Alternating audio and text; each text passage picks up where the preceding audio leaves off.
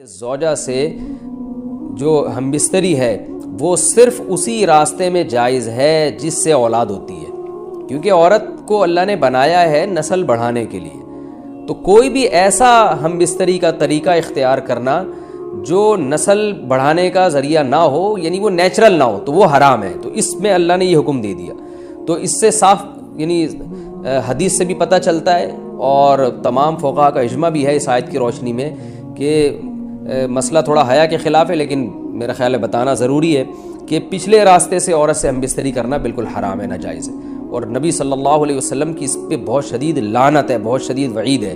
تو یہ بالکل اللیگل ہے اسلام میں کہ عورت کے پچھلے راستے سے اس سے ہم بستری کی جائے. جو لوگ لڑکوں سے بدفعلی کے عادی ہوتے ہیں ان کو یہ ایک چسکا لگ جاتا ہے، تو یہ حرام ہے، ناجائز ہے، کیونکہ اللہ نے بتا دیا کہ یہ تمہارے لیے بمنزلہ کھیت. اللہ نے ارشاد فرمایا نساؤکم حرث لکم، تمہاری عورتیں تمہارے لیے بمنزلہ کھیت کے ہیں. حرث عربی میں کھیت کو کہتے ہیں. تو بمنزلہ کھیت کے ہیں. جیسے بیج ڈالا جاتا ہے کھیت میں اور اس سے پیداوار بڑھتی ہے، تو عورت کی جو ایک حیثیت ہے، نیچر نے جو اس کی ایک حیثیت متعین کی ہے، وہ بھی ایک نسل بڑھانے کا ذریعہ ہے، جس میں مرد کا جو اسپم ہے وہ بطور بیج کے ہے اور جو اولاد ہے وہ ایک پیداوار کی طرح ہے. تو اللہ نے یہ یاد رکھیں، اس آیت کو نا بہت سارے غیر مسلموں نے عورت کے خلاف بہت نیگیٹیوٹی پھیلائی ہے کہ دیکھو اسلام عورت کی توہین کرتا ہے، اس کو کھیتی سے تعبیر کرتا ہے. تو کچھ لفظ کسی اور زبان میں جب وہ جاتے ہیں نا تو وہ توہین کا معنی دیتے ہیں. عربی میں جو حرث کا معنی ہے یہ تعظیم کے لیے ہے، توہین کے لیے نہیں ہے. اردو میں جو کھیتی کا معنی ہے وہ توہین کے لیے استعمال ہوتا ہے.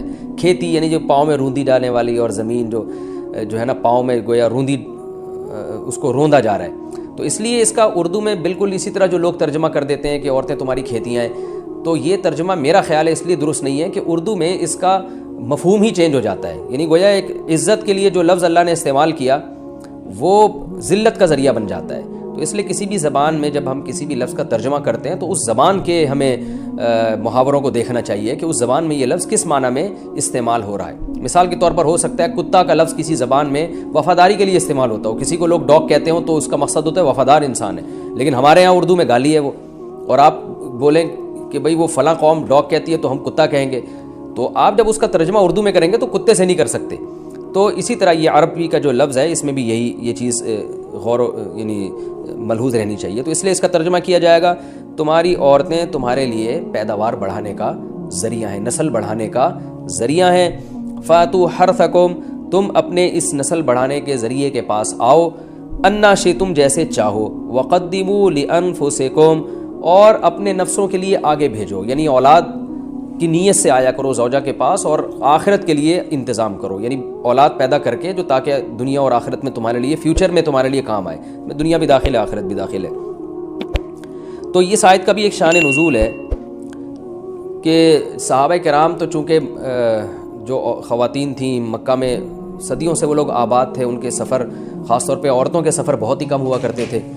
تو جب ہجرت ہوئی ہے اور جو ہے نا ہجرت کر کے بہت ساری صحابیات مدینہ آئی ہیں، تو مدینہ میں ان کے نکاح دوسری قوموں میں ہوئے، پھر انصار صحابہ سے بھی ہوئے. تو چونکہ تقویٰ تھا ان خواتین میں، للہیت تھی، تو بعض جگہ ایسے واقعات ہوئے کہ میاں بیوی کے جو آپس کا ریلیشن ہوتا ہے، ظاہر ہے وہ ہر قوم میں اور ہر جو ہے نا شخص کا مزاج دوسرے سے مختلف ہوتا ہے. تو بعض مردوں نے اس طرح سے اپنی زوجات کے ساتھ ہم بستری کی کہ ان خواتین کو پھر اشکال ہوا کہ پتہ نہیں اس طرح سے ہم بستری کرنا جائز بھی ہے یا نہیں ہے. تو انہوں نے نبی صلی اللہ علیہ وسلم سے یہ مسئلہ پوچھا کہ یا رسول اللہ، ہمارے شوہر ہمارے پاس اس طرح سے آتے ہیں تو کیا یہ جائز ہے یا نہیں. تو ان کے سوال کو بھی مبہم رکھا گیا اور قرآن نے اس کے جواب کو بھی کنایتاً بیان کیا، کیونکہ مسئلہ بظاہر حیا کے خلاف ہے. تو قرآن جب بھی کوئی ایسی بات ہوتی ہے تو اشارتاً کنایتاً اس کا تذکرہ کر دیتا ہے تاکہ مسئلہ بھی واضح ہو جائے، کیونکہ ظاہر ہے اس کی ضرورت تو قیامت تک آنے والے انسانوں کو پڑ سکتی ہے نا. یہ تو ہر میاں بیوی کا اپنا ایک ذاتی مسئلہ ہوتا ہے کہ ہمیں کس طرح سے پرمیشن ہے، کس طرح سے پرمیشن نہیں ہے. تو اللہ تعالیٰ نے بھی اشارتاً ہی اس حکم کو قرآن میں بیان کر دیا، اور قرآن میں اس لیے بیان کیا کہ تاکہ اس میں کوئی اجتہادی اختلاف کی گنجائش نہ رہے. تو اللہ نے قرآن مجید میں بیان کیا، فرمایا نساؤکم حرث لکم، تمہاری جو ازواج ہیں، تمہاری جو بیویاں ہیں، وہ تمہارے لیے بمنزلہ کھیت ہیں. کھیت کا مطلب کیا ہوتا ہے؟ پیداوار بڑھانے کا ذریعہ. تو اس میں سب سے پہلا مسئلہ تو قرآن نے یہ بیان کر دیا کہ زوجہ سے جو ہم بستری ہے وہ صرف اسی راستے میں جائز ہے جس سے اولاد ہوتی ہے. کیونکہ عورت کو اللہ نے بنایا ہے نسل بڑھانے کے لیے. تو کوئی بھی ایسا ہم بستری کا طریقہ اختیار کرنا جو نسل بڑھانے کا ذریعہ نہ ہو, یعنی وہ نیچرل نہ ہو, تو وہ حرام ہے. تو اس میں اللہ نے یہ حکم دے دیا. تو اس سے صاف یعنی حدیث سے بھی پتہ چلتا ہے اور تمام فقہاء کا اجماع بھی ہے اس آیت کی روشنی میں کہ مسئلہ تھوڑا حیا کے خلاف ہے, لیکن میرا خیال ہے بتانا ضروری ہے کہ پچھلے راستے سے عورت سے ہم بستری کرنا بالکل حرام ہے, ناجائز ہے. اور نبی صلی اللہ علیہ وسلم کی اس پہ بہت شدید لعنت ہے, بہت شدید وعید ہے. تو یہ بالکل اللیگل ہے اسلام میں کہ عورت کے پچھلے راستے سے اس سے ہم بستری کی جائے. جو لوگ لڑکوں سے بدفعلی کے عادی ہوتے ہیں ان کو یہ ایک چسکا لگ جاتا ہے, تو یہ حرام ہے, ناجائز ہے, کیونکہ اللہ نے بتا دیا کہ یہ تمہارے لیے بمنزلہ کھیت کے ہیں. تو اس میں قرآن نے وہ جو سوال تھا نا اس کی طرف اشارتاً جواب دے دیا. اور آگے فرمایا فاتو حرثکم, تم اپنے کھیت کے پاس آؤ, یعنی پیداوار بڑھانے کا جو ذریعہ ہے اس جگہ کی طرف آؤ, انا شئتم, جیسے چاہو. یعنی باقی جس طرح سے تم چاہو زوجہ سے ہم بستری کر سکتے ہو, اس میں کوئی خاص طریقہ متعین نہیں ہے. میاں بیوی کا ایک دوسرے سے کوئی پردہ نہیں ہے. ہن لباس لکم وانتم لباس لہن, یہ دونوں ایک دوسرے کے لیے لباس ہیں. تو اس میں طریقہ کار کوئی بھی ہو سکتا ہے, کسی بھی طرح سے کرنا چاہو ایک دوسرے سے لطف اندوز ہو سکتے ہو. لیکن فاتو حرثکم, آنا موضع حرث میں ہے. حرث کا مطلب وہ اس جگہ کی طرف آنا ہے جہاں سے نسل بڑھتی ہے, کسی اور راستے کی طرف. اس سے صاف طور پر جو ہے نا وہ جو فاسق فاجر لوگوں کی جو برائی ہے جو لڑکوں سے بدفعلی کے نتیجے میں پیدا ہوتی ہے, اس کا اللہ نے قلعہ کر دیا کہ اس کی اسلام میں بالکل اجازت نہیں ہے. باقی طریقہ کار کیا ہوگا یہ تمہارے اوپر, اس کی اللہ نے تمہیں اجازت دی ہے. وقدموا لانفسکم, اور چونکہ بار بار حرث کا تذکرہ ہو رہا ہے کہ نسل بڑھانے کا, تو اس لیے اللہ نے فرمایا کہ قدموا لانفسکم, اپنی ذات کے لیے فیوچر میں انتظام کرو. قدموا کا مطلب آگے بھیجو اپنی ذات کے لیے سرمایہ. کیا مطلب کہ جب زوجہ سے ہم بستری کرو تو نیت اولاد کی ہونی چاہیے, تاکہ وہ اولاد دنیا میں بھی اور آخرت میں بھی تمہارے لیے ذخیرہ بن جائے. تو یہ نسل بڑھانے کی بہت زبردست ترغیب ہے اس آیت میں. اور اس آیت میں اللہ نے عورت کا کہ بہت ساری ذمہ داریوں میں سے ایک بڑی ذمہ داری کا بھی بیان بتا دیا کہ عورت کو اللہ نے بنایا ہے.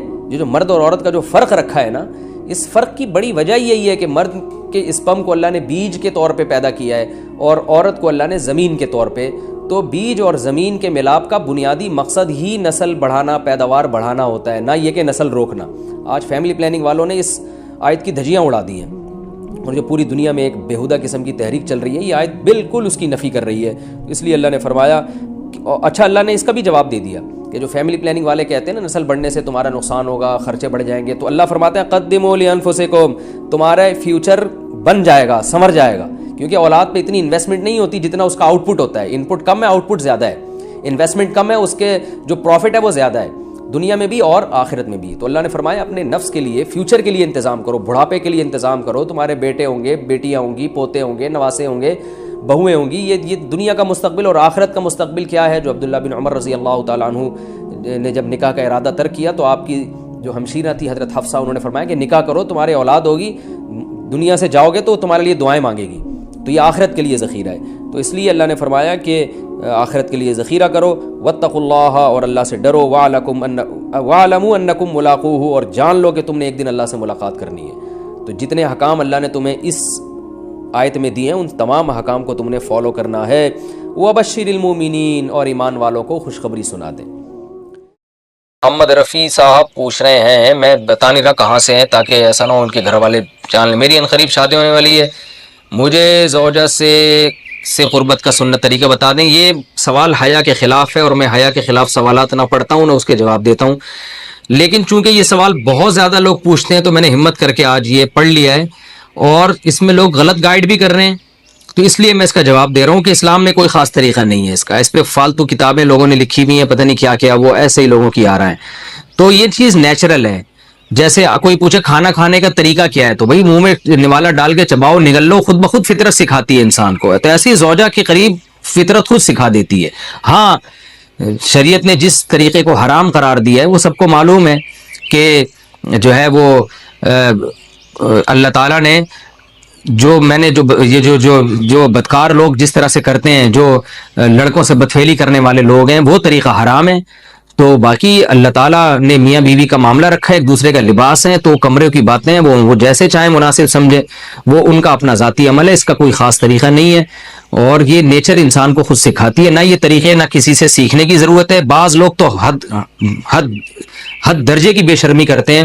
وہ شادی سے پہلے جو ہے وہ فحش فلمیں دیکھتے ہیں تاکہ ہمیں طریقہ آ جائے. یہ انتہائی درجے کی بےہودگی ہے, انتہائی درجے کی ایک لعنتی عمل ہے یہ. تو یہ کوئی خاص طریقہ نہیں ہے.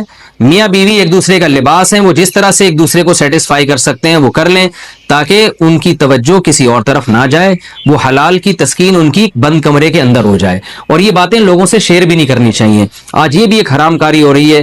میں بہت سخت الفاظ استعمال کر رہا ہوں اس لیے کہ یہ, اور میرے پاس کوئی ہلکا لفظ نہیں ہے. وہ کیا ہوتا ہے کہ مرد اپنی زوجہ سے ہم بستری کر کے اس کے راز دوستوں کے سامنے فاش کر رہا ہوتا ہے, میں نے ایسے کیا, میں نے ایسے کیا. لڑکیاں بتا رہی ہوتی ہیں اپنی فرینڈز کو کہ میرے شوہر نے میرے ساتھ ایسے کیا. یہ بہت لعنتی عمل ہے. آپ صلی اللہ علیہ وسلم نے فرمایا جو عورت اپنے شوہر کے راز یا شوہر بیوی کے راز فاش کرتا ہے اس پر لعنت ہے. حدیث کا مفہوم ہے یہ. تو یہ بند کمرے کی میاں بیوی کی باتیں جس طرح سے وہ ایک دوسرے کو سیٹسفائی کر سکتے ہیں وہ کریں, ایک دوسرے کے لیے وہ حلال ہے. اور بس وہ طریقہ جو لڑکوں سے بدفعلی والا طریقہ ہے وہ طریقہ اسلام میں حرام ہے. اور اسی طرح اورل سیکس پہ بھی میں ایک کلپ ریکارڈ کروا چکا ہوں, وہ بھی سن لیا جائے یا علماء کی جو اس بارے میں رائے ہے وہ دیکھ لی جائے. تو اس کے علاوہ جو بھی ہے میاں بیوی ایک دوسرے کے لیے اللہ نے حلال کیا, کوئی خاص طریقہ نہیں ہے. اور یہ حیا کی باتیں, ان کو بند کمرے کے اندر ہی رہنا چاہیے ان چیزوں کو. اور اس کے لیے جو فحش فلمیں دیکھی جا رہی ہیں یہ بہت غلط حرکت ہے. اور اس میں اس کو نا ایک ایجوکیشن کا نام دے دیا گیا اس زمانے میں, اور سیکس کی تعلیم کے نام سے بچوں کو پڑھایا جا رہا ہے اسکول میں. یہ سب بےہودگی ہے. لاکھوں سال سے انسان دنیا میں زندہ ہے, تو کیا اس کو یہ پتہ ہی نہیں تھا؟ اور یہ ساری ایک 6 ارب انسان ایسے ہی بغیر تعلیم کے پیدا ہو گئے ہیں کیا؟ تو یہ تو چیزیں نیچر خود سکھا دیتی ہے انسان کو کہ کیا کرنا ہے, کیسے کرنا ہے. اس میں کوئی اسکول کالج میں پڑھنے کی ضرورت نہیں ہے. ہاں شرعی احکام اس کے 2-4 ہیں, وہ علماء بتاتے رہتے ہیں, وہ کتابوں میں لکھے ہوئے ہیں کہ کون سا راستہ حرام ہے اور کون سے راستے میں آنا جائز ہے. تو اس لیے میں نے بہت ہی دل پہ پتھر رکھ کے آج اس کلپ کو ریکارڈ کروایا ہے تاکہ لوگ اس بارے میں غلط طرف نہ جائیں اور ایک چیز کو ایک بہت بڑا ایشو نہ بنا لیں لوگ. بیوی کا شوہر کو ہم بستری سے روکنا. حدیث میں ہے کہ جو بیوی اپنے شوہر کو ہم بستری کرنے سے انکار کرے اس پر رات بھر لعنت برستی ہے. اس حدیث کی وضاحت فرما دیں. نیز اگر شوہر, یہ تھوڑا حیا کے خلاف مسئلہ ہے, شوہر کوئی ایسا طریقہ استعمال کرتا ہے نا ہم بستری کا جس سے اولاد نہیں ہوتی, تو کیا بیوی کو اسے منع کرنا چاہیے یا نہیں کرنا چاہیے؟ دیکھیں حدیث میں آتا ہے کہ کوئی شوہر اپنی بیوی کو رات کو اپنے بستر کی طرف بلائے, یہ کنایہ یعنی ہم بستری کرنا چاہتا ہو, عورت منع کر دے, فرشتے اس پہ ساری رات لعنت بھیجتے ہیں. بالکل صحیح حدیث ہے. اب ہمارے بعض اسکالر کیا کرتے ہیں, جب ان سے یہ بات پوچھی جائے تو وہ بات کو گھما دیتے ہیں, سیدھی سیدھی بات نہیں بتاتے کہ بھئی یہ شریعت میں مرد کا حق ہے کہ عورت اس کو ہم بستری سے نہیں روک سکتی. کیونکہ ویمن رائٹس کے نام پہ آج کل بہت تحریکیں چل رہی ہیں, تو وہ بھی کچھ لبرل اسکالرز ہیں جو ہر وقت جو ہے نا کوشش کرتے ہیں کہ خواتین ہم سے ناراض نہ ہو جائیں. تو بھئی آپ شریعت کا حکم بتائیں صاف صاف, چاہے عورت خوش ہوتی ہے ناراض ہوتی ہے, بعض حقوق مردوں کے ہیں بعض عورتوں کے ہیں تو وہ بتانے پڑتے ہیں. تو اسی طرح عورت کا بھی حق, مرد کا بھی حق یہ ہے کہ عورت اگر مرد اس کو ہم بستری کے لیے بلاتا ہے تو عورت اسلام میں منع نہیں کر سکتی, اس کے لیے گناہ ہے. ہاں بیمار ہو تو ایک الگ بات ہے, بخار ہے اس کو, کوئی واقعی بیماری ہو تو پھر ایک الگ بات ہے. نارملی اس کو اجازت نہیں ہے کہ وہ شوہر کو منع کر دے, بلکہ اس میں حدیث میں بہت سخت تاکید ہے. آپ صلی اللہ علیہ وسلم کی ایک حدیث میں یہاں تک فرمایا کہ عورت اگر یعنی چولہے پہ ہو, روٹی پکا رہی ہو, اس طرح کی حدیث کا مفہوم ہے, یعنی بہت بزی بھی ہو تو بھی اس کو اپنے کام کو چھوڑ کر شوہر کی خواہش کو پورا کرنا پڑے گا. اور یہ نیچر کے بھی مطابق ہے, کیونکہ مرد میں جب یہ سیکس کی خواہش پیدا ہوتی ہے اور اس کو کچلا جائے تو مرد بہت زیادہ ڈسٹرب ہوتا ہے. خواتین اس میں اپنے آپ کو مردوں جیسا سمجھتی ہیں, وہ سمجھتی ہیں ہمارا اس میں وہی حق ہے جو مرد کا حق ہے. بھائی اللہ نے دونوں کے ڈیزائرز میں زمین آسمان کا فرق رکھا ہے, تو مرد کو بہت زیادہ نقصان ہوتا ہے اس سے, وہ بہت زیادہ مینٹلی ڈسٹرب ہوتا ہے اس سے, کیونکہ اللہ نے یہ ڈیزائرز عورت کی نسبت مرد میں بہت زیادہ رکھی ہے, تھوڑی زیادہ نہیں بہت زیادہ رکھی ہے. تو میڈیکلی یہ بات ثابت ہو چکی ہے. تو دوسرا ایک تو مینٹلی بہت زیادہ ڈسٹرب ہوتا ہے وہ, دوسری بات یہ کہ پھر اس کے گناہ کی طرف توجہ جائے گی, وہ حرام کاموں کی طرف جائے گا. تو اس لیے عورت کو اس بارے میں مرد کا ساتھ دینا چاہیے. یہاں فوراً بعض خواتین یہ سوال پوچھتی ہیں کہ اچھا اگر عورت کے دل میں خواہش ہو اور مرد وہ خواہش پوری نہ کرے تو کیا مرد پہ بھی لعنت ہوتی ہے؟ تو اس کا سیدھا سیدھا جواب یہ ہے کہ نہیں, مرد پہ لعنت نہیں ہوتی. اس کی وجہ یہ ہے, یعنی 2 اور 2 4 کی طرح میں صاف بات کروں گا. وجہ اس کی یہ ہے کہ عورت کے لیے مرد کی اس خواہش کو پورا کرنے میں عورت کی کوئی انرجی نہیں استعمال ہو رہی, جبکہ اگر مرد کا موڈ نہ ہو اور عورت کا موڈ ہو تو پھر مرد اپنے آپ کو پریپیئر نہیں کر سکتا, اس کے لیے بہت تکلف کرنا پڑے گا اس کو. اخلاقی طور پر تو ٹھیک ہے, مرد کو یہی حکم دیا جائے گا کہ زوجہ کی خواہش کو پورا کرے, لیکن اس پر شریعت نے لازم نہیں کیا ہے, کیونکہ ایک چیز مرد کے اختیار میں نہیں ہے تو لازم کیسے ہو سکتی ہے؟ یعنی ایک آدمی کا وہ ذہنی طور پر تیار ہی نہیں ہے اس کے لیے، تو مرد کے لیے تو جب تک ذہنی طور پہ تیار نہ ہو یہ عمل کر نہیں سکتا، جبکہ عورت کر سکتی ہے. تو انرجی جو استعمال ہوتی ہے نا اس میں بہت زیادہ، وہ تو مرد کی انرجی یوز ہوتی ہے. تو شریعت اس کو کیسے پابند بنا سکتی ہے کہ اس کے ذہنی طور پر وہ مینٹلی تیار سے یعنی ایک عمل کر سکتا ہے؟ تو یہ ظلم ہوتا ہے اس کے اوپر کہ وہ مینٹلی تیار نہیں ہے، اور اس کو شریعت کہے کہ اگر بیوی آپ سے مطالبہ کر رہی ہے اور آپ مطالبہ پورا نہیں کرو گے تو آپ پر لعنت ہوگی. تو وہ اس لعنت سے بچنے کے لیے اپنے آپ کو مینٹلی کیسے تیار کرے گا؟ بعض دفعہ تیار کر لیتے ہیں، بعض دفعہ نہیں ہو پاتا. اس کا تو دماغ سے بہت گہرا تعلق ہے. تو اس لیے مرد کے لیے تو شریعت نے حکم یہ کیا ہے کہ 4 مہینے میں کم از کم ایک دفعہ اس پر لازم ہے کہ وہ اپنی زوجہ کی خواہش کو پورا کرے. اور ویسے جب زوجہ میں خواہش ہو تو اخلاقی طور پر مرد کی ذمہ داری ہے کہ وہ اپنی زوجہ کی خواہش کو پورا کرے، لیکن شریعت نے اس پہ واجب نہیں قرار دیا کیونکہ یہ اس کے اختیار سے اوپر کی چیز ہو جائے گی. باقی عورت کے لیے اختیار ہے، اس کو ہاں بیمار ہے یا مینسز ہیں وہ تو پھر تو ایک ویسے ہی مینسز میں ہم بستری جائز نہیں ہے. باقی رہا یہ مسئلہ کہ خواتین پھر یہ کہتی ہیں کہ اسلام نے تو پھر مردوں کو بہت زیادہ حقوق دے دیے، تو ایسا نہیں ہے. اگر یہ حق اسلام نے مرد کو دیا ہے تو بہت سارے حقوق عورت کو بھی تو دیے ہیں نا، بہت سارے عورت کو بھی تو حقوق دیے ہیں کہ جو خود پہنتے ہو، جیسا معیاری لباس خود پہنتے ہو اپنی بیوی کو بھی ویسا ہی معیاری لباس پہناؤ، جیسا معیاری کھانا خود کھاتے ہو حدیث میں آتا ہے ویسا معیاری کھانا بیوی کو بھی کھلاؤ. تو یہ بھی تو عورت کو بھی تو حقوق دیے. ہماری خواتین جس ویسٹرن کلچر کو فالو کر رہی ہیں اس کلچر میں تو یہ ہے کہ عورت شوہر کو ہمبستری سے روک سکتی ہے، شوہر بیوی کو بھی روک سکتا ہے، یعنی شوہر بھی منع کر سکتا ہے، عورت بھی منع کر سکتی ہے. وہاں دونوں کے حقوق سیم ہیں، لیکن پھر وہ اتنے سیم ہیں کہ پھر وہاں مرد کے ذمے شوہر کا عورت کے ذمے یعنی مرد کے ذمے عورت کا نان نفقہ بھی نہیں ہے. تو پھر گیس بجلی کے بل بھی عورت یعنی مرد کے ذمے نہیں ہے. تو پھر خواتین سے لینا ہے نا ویسٹرن کلچر کو، تو پھر پورا لینا وہاں سے. تو پھر شوہر کیوں گیس بجلی کے بل جمع کرا رہا ہے، بچوں کی اسکول کی فیسیں شوہر کیوں دے رہا ہے، شوہر نان نفقہ کیوں دے رہا ہے؟ تو جب اسلام نے کچھ حقوق عورت کو دیے ہیں تو کچھ شوہر کو بھی دیے ہیں، تو اسی طرح سے بیلنس ہماری سوسائٹی میں قائم ہوگا. تو اس لیے خواتین کو یہ نہیں کرنا چاہیے کیونکہ بہت سی ایسی شکایتیں آتی ہیں جس میں مرد بہت زیادہ ڈسٹرب ہوتا ہے، پھر وہ ان کی لڑائیاں ہوتی ہیں، طلاقیں ہوتی ہیں. عورت اس کو نارمل لے رہی ہوتی ہے، مرد کے دماغ میں شہوت کا ایک جنون چڑھا ہوا ہوتا ہے، جب بیوی اس کو منع کرتی ہے وہ بہت زیادہ مینٹلی ڈسٹرب ہوتا ہے، اور پھر وہ مار دھاڑ تک نوبت بھی آتی ہے، پھر وہ طلاقوں تک نوبت بھی آتی ہے. تو یہ بہت غلط چیز ہے. ہمارے نبی صلی اللہ علیہ وسلم نے جب عورت کو حکم دیا ہے کہ مرد کی خواہش کو، اپنے شوہر کی خواہش کو پورا کرے، تو اسی میں خیر ہے. عورت کو چاہیے اس وقت چاہے دل نہ بھی چاہ رہا ہو اپنے شوہر کی اس خواہش کو پورا کر دیا کریں. اس کے وقتی طور پر تو آپ کو نقصانات نظر آئیں گے لیکن لانگ ٹرم میں اس کے فائدے ہیں، اس سے گھر میں فائدے حاصل ہوں گے. اور